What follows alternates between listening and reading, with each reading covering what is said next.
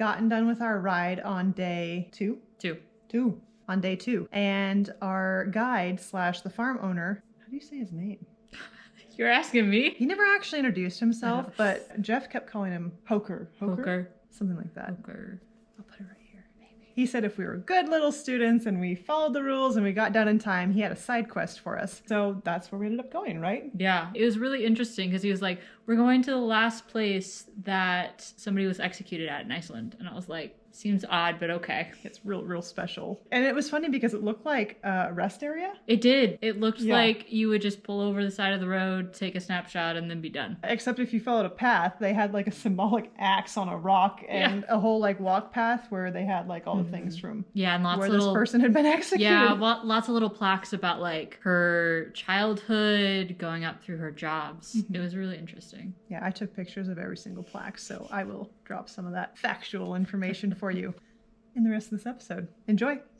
This criminal case was a huge thing here for the area. There were 2 young people that got executed at this place. They committed a murder. They stabbed 2 men and burned the house down. There was a 3rd person also involved in this crime, and she got convicted to a slavery in jail in Denmark, and she died there also. These were cruel times. It's an interesting place there. It's nice to see. There have been written some stories, and also the last well-known story or book that was written about this happening is called Burial Rites, and the writer is Hannah Kent from Australia, strangely enough. So she stayed in Iceland for some time. She was working here. She got a little depressed and bored, and she started to read about this very, very impressive criminal case which affected the whole society here for many years. So she wrote this book.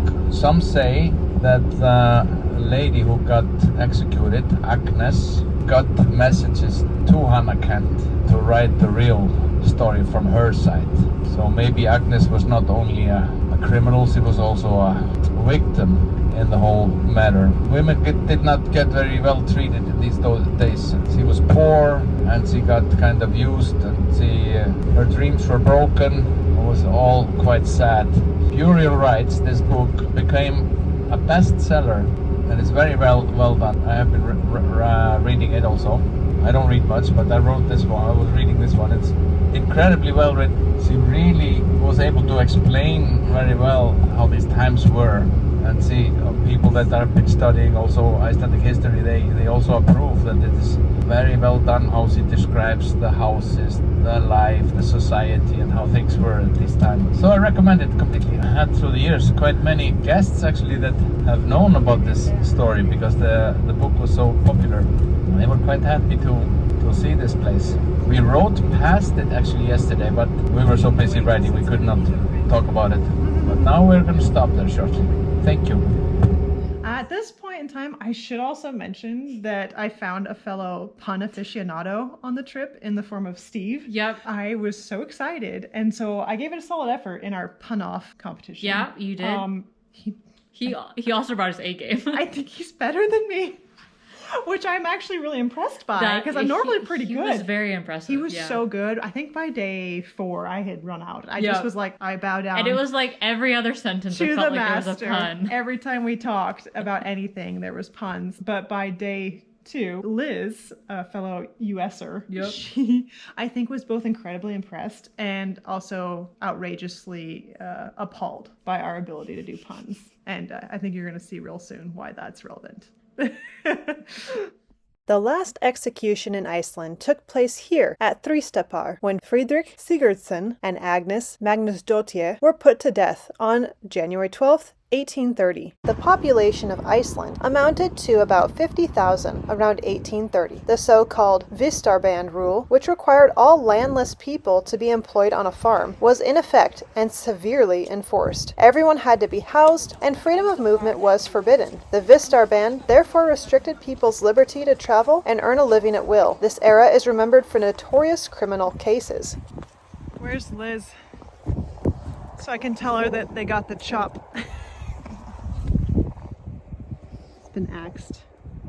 Agnes and Friedrich were convicted for the murders of Natan, Ketilsson and Peter Jonsson. Natan lost his father at a young age and was brought up by his mother. He acquired knowledge of homeopathy in Copenhagen and treated patients in several Icelandic districts. He did, however, have a bad reputation and was considered dishonest and dangerous. When a farmer became ill, he managed to take possession of the farmstead when he refused to treat patients unless he was given the land in exchange. Agnes grew up in the countryside, but her parents were unmarried servants. She was considered intelligent and could both read and write. She worked as a maidservant on several farms before Natan employed her at the farm he had confiscated. She was over 30 years old by then. Friedrich Sigurdsson was the son of a farmer. He was considered unruly and domineering. He became a regular visitor to Natan. Natan was a harsh master whom Agnes feared. Natan frequently employed his wild temper on Agnes. He accused Agnes of stealing 4 sheep and violently abused her, so she fled to another farm. She later had to return home and apologize to Natan for leaving. Natan was considered well off because he made wealthy people pay handsomely for his treatment and medication. He and Frederick once got into a scuffle, and Friedrich hated him after that. He coveted Natan's wealth. In January 1828, an idea was hatched that they kill Natan and steal his possessions. Natan returned to his farm on March 14,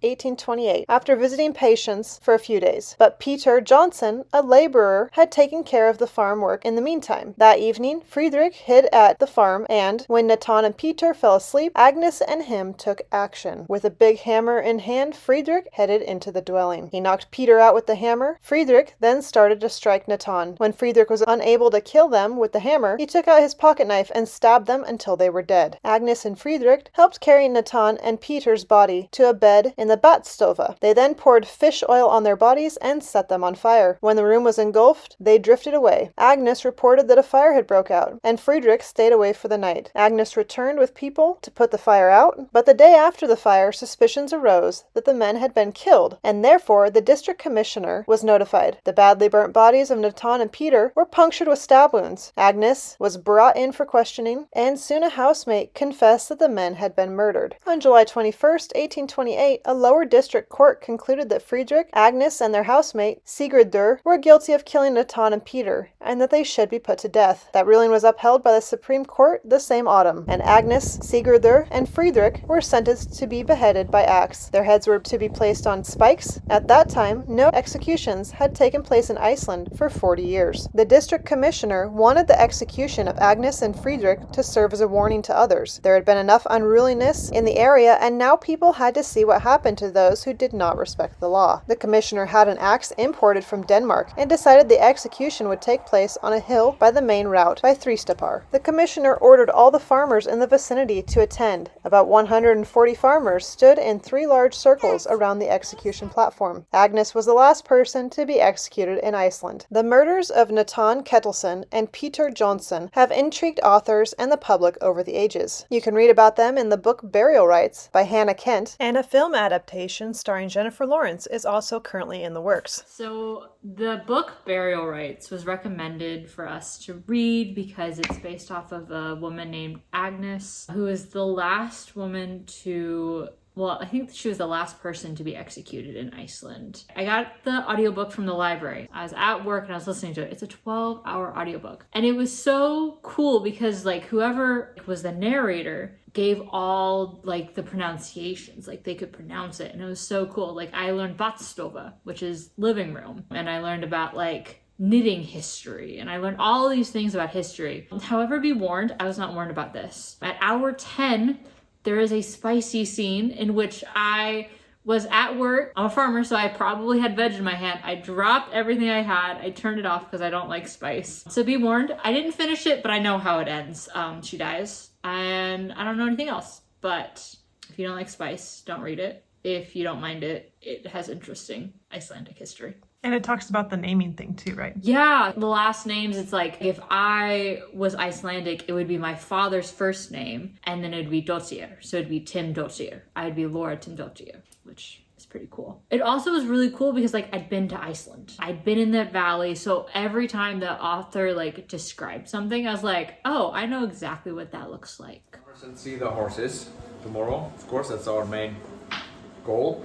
But on the way, we will enjoy these canyons, and then we will have a little lunch at a place called Kålugir. They serve us like a powerful soup there, so we are ready for the day. Yes.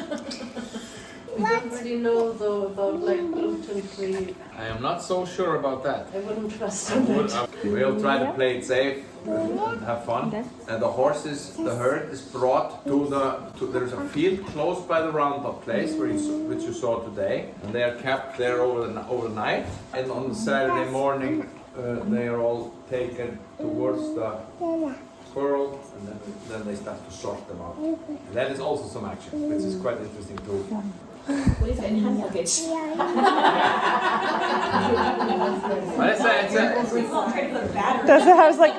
that how you got to 113 horses? One more.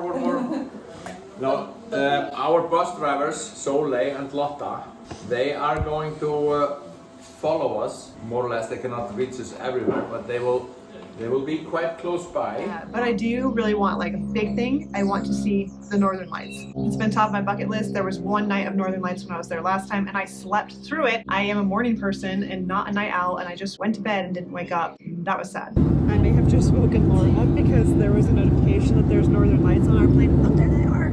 Top of my bucket list for this trip was Northern Lights, and though Laura and I got a taste of them while we were on our plane ride over, it didn't leave me feeling satisfied. In fact, it left me hungry for more. No. Do you? Every 30 minutes, I feel like I'm checking. You don't see it? No. Is that not a cloud? What? Is that not a cloud? What cloud? It's not? What? Get excited. I don't think I can see it through the GoPro though. Not yet. So far, we had much excitement over nothing, and plethora of confusion over everything. Can we see it yet? But we were still hopeful we'd see the Northern Lights tonight. Those are Northern Lights as well? Oh, here they come. Maybe? Are these clouds? Are you guys, did you psych me up for clouds? No, that's Northern Lights. They're Northern Lights. That is one. They will get better. Okay. It will get better, she says. The Northern Lights we were witnessing tonight were the silvery cloud variety.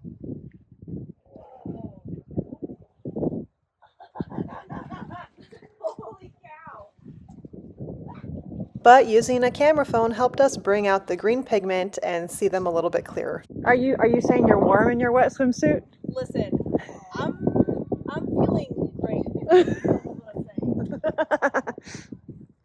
Damn, that's so pretty. Liz and a few others had the right idea. They planned a Northern Light watch while they were in the hot tub. However, it turns out you needed to step away from the building to see the Northern Lights, so I think that plan backfired because it was very windy and very cold. It's getting brighter. I'm starting to go. If you look at it through your phone. Okay. Well, I don't know that my phone does it. I don't know, it just is. There's No, but like I could. That's the best. yeah, my GoPro was doing that too. That's why I switched to this one. My hand's shaking so bad because it's cold. Good for you today. Yeah, that's what Sorry. Yeah. Despite regional differences, Aurora stories often share themes of respect for nature, connection between worlds, spiritual presence in the sky, and all mixed with caution. These stories helped communities make sense of a dramatic, natural phenomenon long before science explained it, and they continue to shape how people emotionally and culturally experience the Northern Lights today. In Norse and Nordic regions, the lights were sometimes seen as reflections from Valkyrie's armor, guiding fallen warriors to Valhalla. In Finnish folklore, It was called fire foxes and believed to be sparks from a magical fox's tail brushing snow into the sky. Inuit traditions often interpreted as spirits of the dead, playing games, dancing, or communicating with the living. In parts of Scandinavia, bright or red auroras were once thought to signal war, bloodshed, or great change. Some cultures believed whistling at the lights could draw them closer, which might be dangerous. In Sami folklore, the lights were treated with deep respect, sometimes feared, believed to be living beings that could hear and respond to human behavior. Among some Inuit groups, they were playful spirits who could chase or tease people. Many cultures associate the lights with fire in the sky, celestial energy, or the movement of divine forces. In Siberian and Arctic traditions, the aurora was linked to cosmic bridges, connecting Earth and the heavens. And lastly, some northern communities believed the lights could guide travelers or protect hunters, especially during long winters. In summary, across cultures, the northern lights, Aurora Borealis, appear in folk tales as powerful, mysterious forces, often tied to spirits, omens, or the sky world. No, come back. Where are you going? Is we seeing that? No, I want more. Colours. Yeah. Progression of our lights here. How long have we been out here? 15 minutes? Feels longer. About 45 minutes. It's moving!